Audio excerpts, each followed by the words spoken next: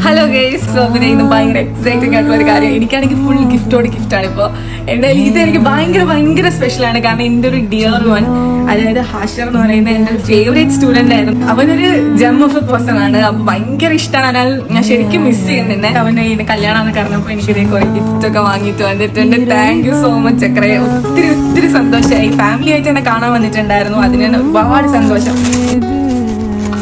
ഒത്തിരി ഇഷ്ടപ്പെട്ട് thank you so much. ഞാൻ ഭയങ്കര എക്സൈറ്റഡ് എന്താന്ന് അറിയാനായിട്ട്.